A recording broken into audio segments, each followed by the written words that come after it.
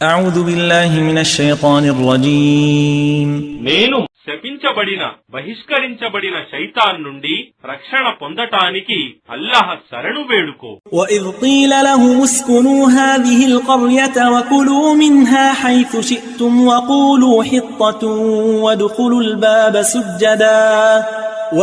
الباب سجدا نغفر لكم خطيئاتكم سنزيد المحسنين.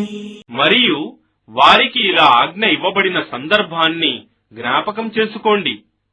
ఈ నగరంలో నివసించి అందులో మీ ఇష్టప్రకారం తినండి, మరియు మా పాపాలను క్షమించు హిత్తతున్ అని అంటూ ఉండండి, మరియు సాష్టాంగపడుతూ దాని ద్వారంలో ప్రవేశించండి. మేము మీ పాపాలను క్షమిస్తాము, మేము సజ్జనులను అధికంగా అనుగ్రహిస్తాము.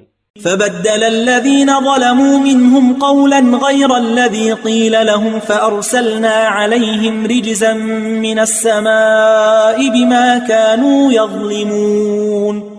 కాని వారిలో దుర్మార్గులైన వారు తమకు చెప్పబడిన మాటను మార్చి మరొక మాటను ఉచ్చరించారు.